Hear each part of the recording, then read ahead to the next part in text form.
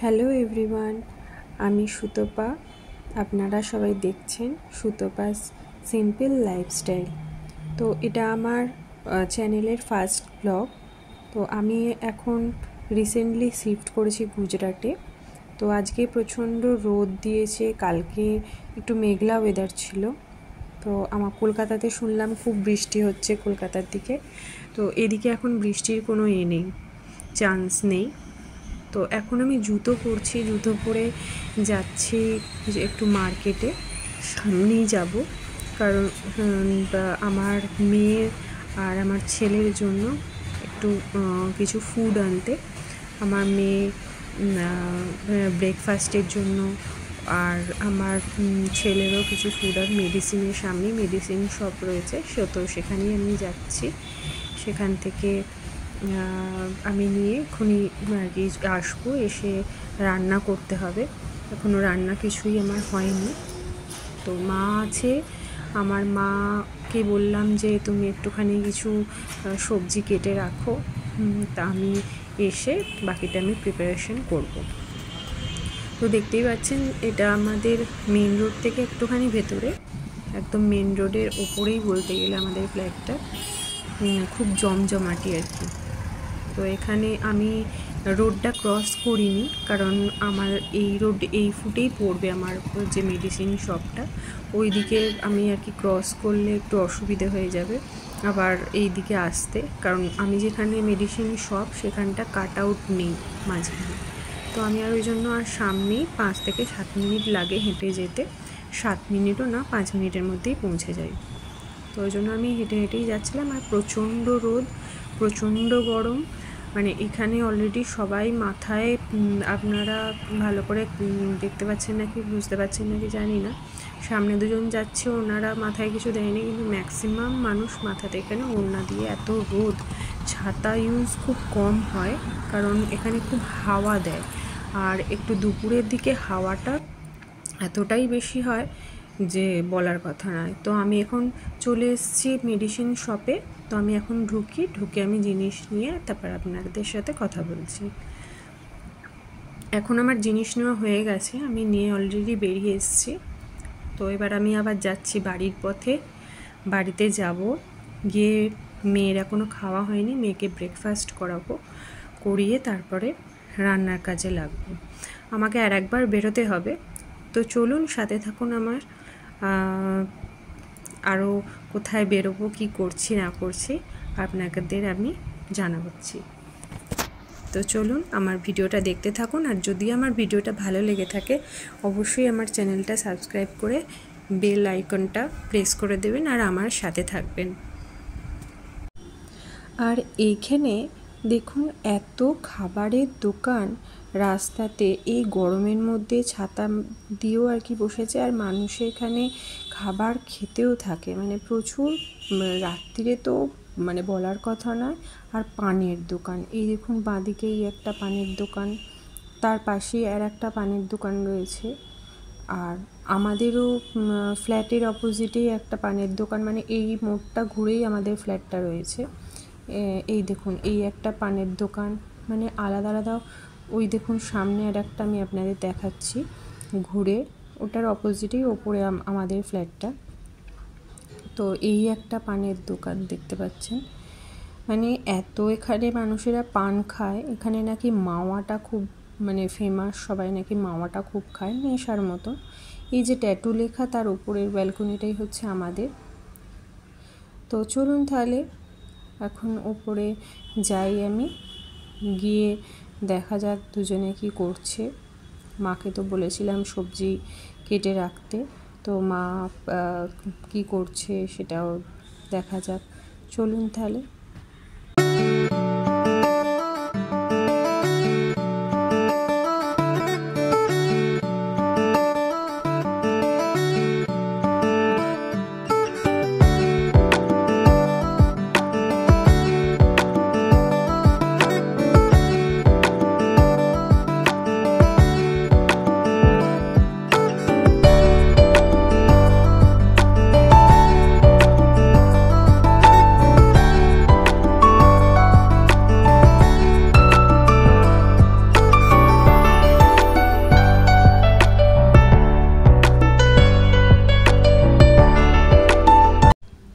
এখন চলে এসেছি ঘরে।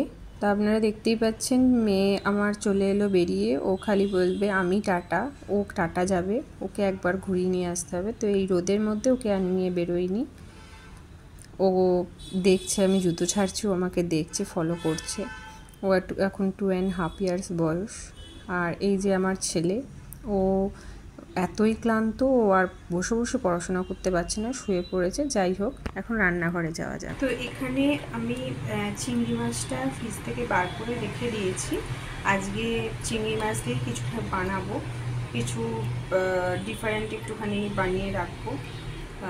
এই বেলা আমাদের হয়ে যাবে, আর আমার হাজব্যান্ড রাত্রিরে এসে খাবে।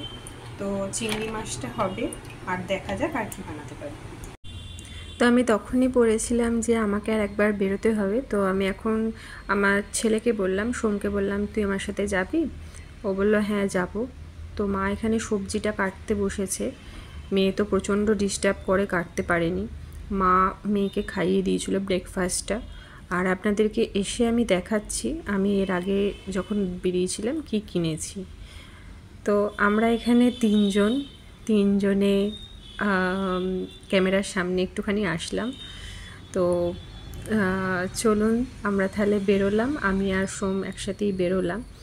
বেরিয়ে আমরা যাচ্ছি হচ্ছে কিছু মার্কেটে যাচ্ছি, কিছু গ্রোসারির জিনিস নেবার আছে।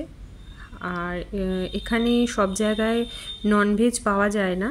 তো এখানে ননভেজের জন্য মানে ডিমটাও আলাদা সেপারেট দোকান আছে, সব দোকানে এখানে রাখে না।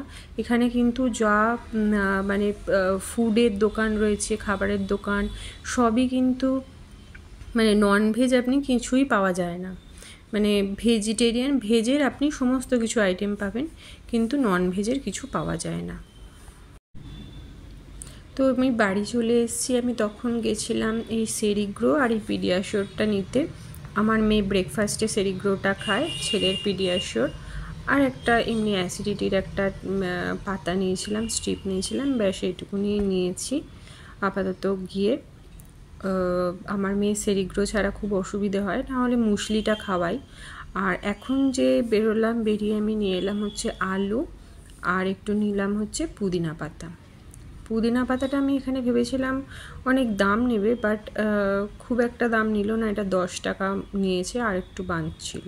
তো এখানে আমি চিংড়ি মাছটা নিয়ে নিয়েছি। চিংড়ি মাছটা আমি ম্যারিনেশন করে রাখছি। এর মধ্যে নুন, হলুদ, গোলমরিচ গুঁড়ো, কাশ্মীরি রেড চিলি পাউডার, আর একটু সর্ষের তেল, আর একটুখানি লেবুর রস, এইগুলো দিয়ে ম্যারিনেট করে আমি রেখে দেবো। ততক্ষণে আমি ওদিকে এটা চিংড়ির পোলাও আমি বানাবো। তো চিংড়ি পোলাওটা আমি এখন ম্যারিনেশন করে রেখে দিচ্ছি। তারপরে ম্যারিনেশন করা থাকলে চিংড়িগুলো একটুখানি সফট হয়, চিংড়ি মাছগুলো, আর খেতেও খুব সুস্বাদু লাগে। তো ওই জন্য আমি এখানে আগে ম্যারিনেশন, আমি এখানে মাছগুলো একটুখানি আঁশটে গন্ধও লাগে। তো ওই জন্য জানি না এখানে কেন এরকম হয়। মাছেও আমি নর্মাল যখন কাটাপোনা মাছ এখানে নিয়ে আসি, তখনও আমি এরকম সেমভাবে ম্যারিনেশন করে তারপরে আমি মাছগুলো ভাজি, নাহলে প্রচণ্ড গন্ধ ছাড়ে, মানে খাওয়া যায় না, একটুখানি আঁশটে মতন গন্ধ ছাড়ে। তো চিংড়ি মাছের সেসব ছাড়ে না, কিন্তু আমি চিংড়ি মাছ যখনই রান্না করি তখনই আমি এরকম ম্যারিনেশন করেই রান্না করি। তো আজকের আমি রেসিপি বানাবো হচ্ছে প্রন পোলাও। প্রন পোলাওটা আমি খুব ইজিভাবেই বানাবো, যাতে তাড়াতাড়ি আর কি হয়ে যায়। তো এখানে ঢাকা থাক, ততক্ষণে মা এদিকে বানাচ্ছে ঢেঁড়স দিয়ে আলু দিয়ে এমনি সিম্পল একটা তরকারি। এটা দেখানোর কিছু নেই, 5 ফোড়ন দিয়ে এটা বানায় মা, কিন্তু খুবই ভালো সুন্দর বানায়। আমি এটা দিয়ে পুরো ভাত আমার খাওয়া হয়ে যায়। কিন্তু এখানে 5 ফোড়ন পাওয়া যায় না, তার জন্য এখানে মা কালো জিরে ফোড়ন দিয়ে এটা নর্মালি বানাচ্ছে। ততক্ষণ আমি চিংড়ির পোলাওটা বানানোর জন্য আমি এখানে বাসমতি চাল নিয়ে নেব। কিন্তু এটা বাসমতি চাল নয়, এটা হচ্ছে এখানে কলম রাইস পাওয়া যায়, ওটা দিয়ে আমি নর্মাল ভাত রান্না করব। এটা দিয়ে নর্মাল ভাতটা দিয়ে আমরা ঢেঁড়সটা দিয়ে খাবার জন্য আমার মেয়েও খাবে। আর চিংড়ির পোলাও বানানোর জন্য আমি এখানে জিনিসগুলো নিয়ে নিয়েছি, আলু আর কড়াইশুঁটি।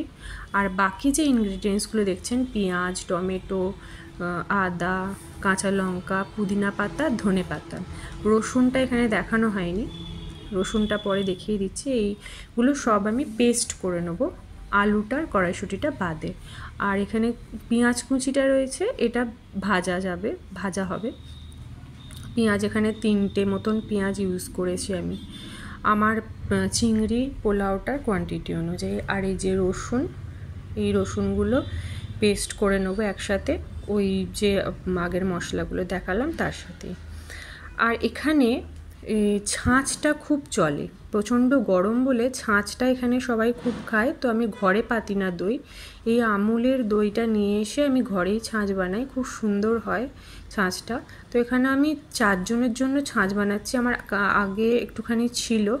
আর 3 গ্লাস মতন বানাবো, তার জন্য আমি এইটুকুনি দই নিলাম। এটাকে আমি মিক্সির মধ্যে ঘুরিয়ে নেব, হাতে ফেটাতে একটুখানি টাইম লাগবে। তো এটা আমি শুদ্ধ অল্প একটু জল দিয়ে ঘুরিয়ে নিলাম। এবার আমি আমার আন্দাজ মতন জল দিয়ে দেবো, মানে আমি টোটাল 4 গ্লাস, আমার কাছে 1 গ্লাস বানানো ছিল, আমি তো আরও 3 গ্লাসের মতন জল দিচ্ছি। দিয়ে একদম সিম্পল আর খুবই ভালো, মানে যাদের গ্যাস অ্যাসিডিটির সম্ভাবনা থাকে, প্রবলেম থাকে, তাদের এইটা খেলে মানে খুবই উপকার দেয়। মানে আমি নিজে পার্সোনালি খুবই উপকার পেয়েছি। কলকাতায় থাকাকালীন আমি কোনোদিনও খাইনি ছাঁচটা, তবে এখানে প্রচুর চলে ছাঁচটা। আমাদের পাশে যে থাকেন ওনার থেকেই আমার শেখা, উনি এখানকার গুজরাটি। আমি যে অল্প করে একটুখানি নুন দিয়ে দিলাম, একদমই সিম্পল, ছাঁচটা কিছুই না বানানো, শুধু নুন দিয়েও খাওয়া যায়। তো আমি এদের থেকে শিখেছিলাম যে একটুখানি গোলমরিচের গুঁড়ো আর একটু ভাজা জিরে ভেজে গুঁড়ো করে একটু, সবই অল্প অল্প করে, বেশি দিলে একদমই খেতে ভালো লাগে না। জাস্ট এটা গুলিয়ে নিয়ে এটা ফ্রিজে ঠান্ডা আর কি ওরা সার্ভ করে। তো আপনারা ঠান্ডা, মানে আমরা ঠান্ডা না খেতে চাইলে এমনি নর্মালও খাওয়া যেতে পারে। তো এটা হালকা, আমি অত ঠান্ডা করি না, হালকা আমি ফ্রিজের মধ্যে ঢুকিয়ে রেখে একটু ঠান্ডা করে নিই। আমরা খাবার সময় আমরা একটু চিংড়ি, আমাদের প্রন পোলাওটা হয়ে গেলেই খেতে বসবো। তো এটা জাস্ট গুলিয়ে নিয়ে মিক্সড করে নিয়ে ফ্রিজে ঢুকিয়ে দেবো।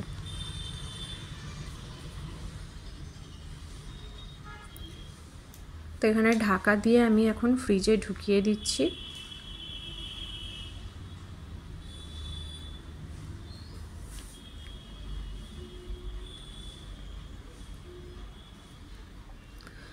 এবার আমি ওই যে প্রন পোলাওয়ের যে মানে বাটনাটা করব, সেই মানে পেঁয়াজ, আদা, রসুন, টমেটো, ধনেপাতা, ওগুলো সব আমি এখন পেস্ট করে নেব। তো তার জন্য আমি মিক্সিং জারের মধ্যে আমি সব নিয়ে নিচ্ছি। টমেটো এখানে আমি 2টো টমেটো ইউজ করেছি, আর বেটে আমি দিচ্ছি হচ্ছে 2টো পেঁয়াজ বেটে দিচ্ছি। আর আদাটা দিয়েছি একদমই অল্পই, চিংড়ি মাছে খুব একটা আদা দিলে আদার একটুখানি গন্ধ লাগে, আমি বেশি আদা দিই না। পুদিনা পাতা, ধনে পাতা, পুদিনা পাতাটার জন্য এত সুন্দর সেন্ট হয়, মানে এটা আপনারা, মানে আমি এর আগে গোবিন্দভোগ চাল দিয়েও বানিয়েছিলাম, গোবিন্দভোগ চাল দিয়েও খুব ভালো হয়। আর আজকে আমি বানিয়েছি বাসমতি চাল দিয়ে, বাসমতি চাল দিয়েও খুব সুন্দর হয়।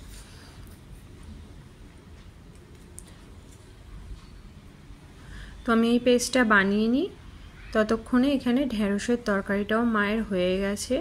আমার এই ঢ্যাঁড়সের তরকারি এতটাই প্রিয়, পুরো ভাত আমি পুরো খেয়ে নিতে পারি এই তরকারি দিয়ে।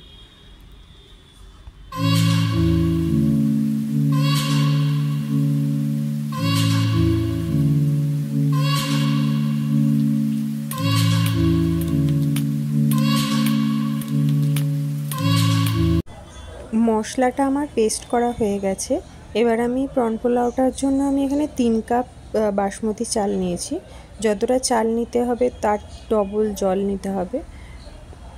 তো এটা আমি ভালো করে আগে এটা ওয়াশ করে নেব, ওয়াশ করে নিয়ে আমি এখানে ভালো জল দিয়ে আমি ভিজিয়ে রেখে দিয়েছি। এবার আমি একটা কড়া নিয়ে নিয়েছি, কড়াইয়ের মধ্যে আমি বেশ খানিকটা সাদা তেল দিয়ে দেবো। এটার সাথে চাইলে ঘি অ্যাড করা যেতে পারে, আমি লাস্টে ঘিটা দেবো, আমি এখন ঘি দিচ্ছি না। এরপরে দিয়ে দিচ্ছি আমি এখানে তেজপাতা আর কিছু গোটা গরম মশলা দিয়ে দিলাম। ছোটো এলাচ, দারচিনি, লবঙ্গ আর একটু জিরে ফোড়ন দিলাম। ফোড়নটা ভালো করে নাড়াচাড়া করে নিয়ে এর মধ্যে আমি পেঁয়াজ কুচিটা অ্যাড করে দেবো। পেঁয়াজ কুচিটা ভালো করে ভেজে নেব।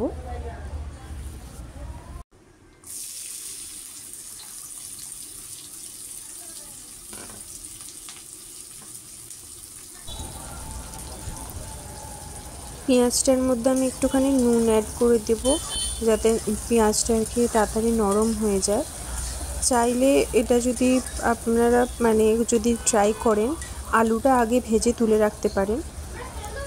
আমি এখানে আলুটা আগে ভেজে রাখিনি, আমি একসাথেই একবারে বসিয়ে দেবো। পেঁয়াজটা আমি জাস্ট কালারটা যে চেঞ্জ হয়েছে তারপরেই আমি কড়াইশুঁটি আর আলুটা দিয়ে দিয়েছি। কড়াইশুঁটিটা এখানে অপশনাল, কড়াইশুঁটি আমার কাছে অল্প কটা ছিল তাই আমি দিলাম। তো এখানে আমি আলুর মতো নুন দিয়ে দিলাম, পেঁয়াজের মতো তখন অল্প নুন দিয়েছিলাম আর আলুর মতো নুন দিয়ে দিলাম। আমি সবসময়তে নুনটা রান্নাতে ব্যবহার করি, যখন আমি যে জিনিসটা দিই তখন সেটার মতন আমি নুনটা দিই। এতে আমার ক্ষেত্রে সুবিধে হয়, আমি নুনের আন্দাজটা খুব ভালো মতন পাই, সব কিছুতে নুন ঠিকঠাক ঢোকে। তো এখানে আমার ছেলে এখন এখানে আসার পর কিছুদিন হলো পুজোটা এখনও করছে, খুব ইন্টারেস্ট পেয়েছে পুজোটা করার জন্য।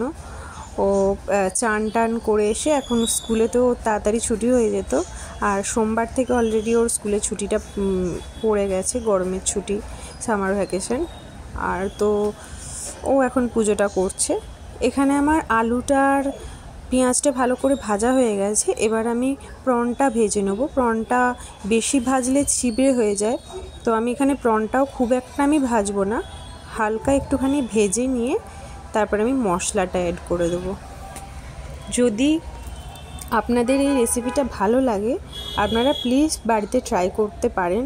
আমি গ্যারেন্টি দিয়ে বলতে পারি এটুকুনি যে খুবই ভালো হবে।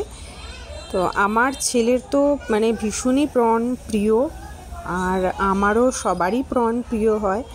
আর আমার হাজব্যান্ডেরও প্রনটা খুবই ভালোবাসে, ও প্রন কিছুদিন ছাড়াছাড়ি প্রন নিয়ে আসে, তো আমি তখন ভেবে পাই না কী করব, প্রন দিয়ে নতুনত্ব কী করা যায়। তো আমি মশলাটা এখানে দিয়ে দিয়েছিলাম, দিয়ে ভালো করে কষিয়ে নিয়েছি। তেলটা ছেড়ে এসছে যখন, তখন আমি চালটা অ্যাড করে দেবো। চালটাও আমি হালকা করে ভেজে নেব, ভেজে নিয়ে তারপরে যতটা চাল তার ডবল জল অ্যাড করে দেবো। তো যেটা বলছিলাম, তো আমার হাজব্যান্ড এতটাই প্রন খেতে ভালোবাসে, ও প্রনটা খুবই নিয়ে আসে। এখানের মাছটা যেহেতু বলছিলাম যে একটু আঁশটে গন্ধ ছাড়ে, সব মাছগুলো ভালো করে খাওয়া যায় না, তবে পমফ্লেটটা এনেছিল আগের দিন, পমফ্লেটটা করেছিলাম, ওটা কোনো আঁশটে কোনো গন্ধ ছিল না, খুবই সুন্দর ছিল, কিন্তু দামটা বড্ডই বেশি এখানে। কিন্তু কাটাপোনা মাছ আমাদের কলকাতার থেকে এখানে দামটা কম। তো আমি এখানে আধ বাটি চাল নিয়েছিলাম, ওই বাটিটারই আমি এক বাটি জল দিয়ে দিলাম। এটা আমার যে কোয়ান্টিটিটা, সেই কোয়ান্টিটিটার এখানে আমি ঢাকা দিয়ে একদম সিমে আঁচ করে দিয়ে আমার এখানে টাইম লেগেছিল আধ ঘন্টা মতো, 30 মিনিট টাইম লেগেছিল, কম বেশি এরকমই লাগবে। আমি এখানে জলটা অ্যাড করে দিয়েছি। এবার আমি চালের মতন শুধু আমি নুনটা দিয়ে দেবো, কারণ আমি অলরেডি আলুতে নুন দিয়েছিলাম, পেঁয়াজে নুন দিয়েছিলাম, সেই অনুযায়ী আন্দাজ মতো স্বাদ মতো নুন দিতে হবে। আর এখানে আমি কোনো হলুদ ব্যবহার করিনি, যখন আমি প্রনটা ম্যারিনেশন করেছিলাম তখনই যা হলুদ ব্যবহার করেছি। আর যেহেতু পোলাও একটু মিষ্টি মিষ্টি হবে, তো আমি এখানে 4 চামচ নয়, 2 চামচের মতন আমি চিনি ব্যবহার করেছি। আপনারা চিনিটা নিজেরা যেরকম খাবেন সেরকম হিসাবে নেবেন, কম বেশি করে। আর এখানে আমি ফ্লেভারের জন্য একটুখানি কাঁচা লঙ্কা দিয়ে ঢাকা দিয়ে দিয়েছিলাম। তো দেখুন আমাদের জলটা পুরো একদম হালকা রয়েছে, এটাই ঢাকা দিয়ে রেখে দিলে পুরো এরকম ঝরঝরে হয়ে যাবে। অবশ্যই কমেন্ট করে জানাবেন আমার প্রন পোলাওটা কেমন হয়েছে, স্যালাডের সাথে খুবই ভালো লাগবে। আমার ছেলে তো প্রথমে খেতে গেছিলো, মুখে এতটাই ওর প্রিয়, মুখে ছ্যাঁকা খেয়েছিল, পরে আবার খেয়ে বলছে মা খুব সুন্দর হয়েছে। প্রথমে বলতে পারেনি, তারপরে বলছে মা খুব সুন্দর হয়েছে। আলাম ঠিক আছে, তুই খেয়ে নে। তো তারপরে আমরাও খেয়ে নিয়েছিলাম। এদিকে আমার মেয়ে কি করছে জানেন? এদিকে আমার মেয়ে, ওকে আমি দিয়েছিলাম পেঁয়াজ কেটে। এই প্রন পোলাওয়ের সাথে পেঁয়াজটা খুবই ভালো যায়। তো সেই পেঁয়াজটাও বসে বসে সবটা খেয়ে নিয়েছে। ওর কাছে আর পেঁয়াজই নেই। আমি ওকে বললাম, সোমকে বললাম, তোর কাছে তো আর পেঁয়াজই নেই রে, তো ওই তো সব খেয়ে নিয়েছে। আর এই যে আমরাও খেতে বসে পড়লাম। ভাত পোলাওটা এক জায়গাতেই নিয়েছি। তো দেখতে দেখতে বিকেল হয়ে গেছে। দেখুন, আমাদের কালকে যদিও মেসেজ দিয়েছিল ফোনেতে যে আজকে 24 ঘন্টার মধ্যে ঝড় বৃষ্টি হবে, কিন্তু সকালের ওয়েদার দেখে একদমই মনে হচ্ছিল না যে ঝড় বৃষ্টি হতে পারে। তো প্রচুর দেখুন মেঘ করেছে, আর ওয়েদারটা এত সুন্দর হয়ে গেছে, মানে মনে হচ্ছে এখানেই দাঁড়িয়ে থাকি। খুবই সুন্দর ওয়েদার।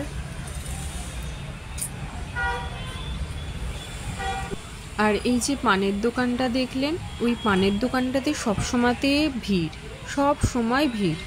মানে একটু রাত হলে 10টার পর তো যেন মানে আরও ভিড়, 10:30টার পর আরও ভিড় বেড়ে যায়। আর আমি এখানে আর একবার স্নান করে নিয়েছিলাম। স্নান করে নিয়ে এসে আমি একটু দাঁড়িয়েছিলাম ব্যালকনিতে। খুব ভালো লাগছিল, মনে হচ্ছিল না যে ঘরেতে যাই। কিন্তু এখানে ঠান্ডা হাওয়াটাও খুব একটা ভালো নয়। ঠান্ডা হাওয়াটা খেলে এখানে একটু শরীর খারাপ করে, জ্বর সর্দি কাশি হতে পারে। তো তার জন্য আমি আবার ঘরে চলে গেলাম। একটু ঝড় দিচ্ছে, একটু ধুলোবালিও উঠছে, ঘরের মধ্যে ঢুকে আসছে, যেহেতু ওপেন রাস্তার উপরে, মেন রাস্তার উপরে। তো ওই জন্য ধুলোবালিটা ঢুকে আসবে বলে আমি আর বেশিক্ষণ দাঁড়ালাম না। আমি এবার ঘরে চলে যাচ্ছি। আর দেখুন কতটা ঝড় দিতে শুরু করেছে। আমাদের মেসেজ দিয়েছিল, ফোনে মেসেজ এসেছিল যে আসবে, ঝড় বৃষ্টি হওয়ার কথা আছে। কিন্তু সকালে একদমই মনে হচ্ছিল না যে এরকম ঝড় বৃষ্টি হতে পারে। আমাদের এই গরম যতদিন ধরে পড়েছে তার মধ্যে এই প্রথম গুজরাটে ঝড় বৃষ্টি শুরু হলো। আজ হলো মক ড্রিল। তো আমাদের এখানে 4টে থেকে 6টা মক ড্রিলের টাইম দিয়েছে। কি হচ্ছে না হচ্ছে সেটা আপনাদের নেক্সট ব্লগে আসতে চলেছে। আজকে এই পর্যন্তই। সবাই ভালো থাকবেন, সুস্থ থাকবেন। তো টাটা, আবার দেখা হবে নেক্সট ব্লগে।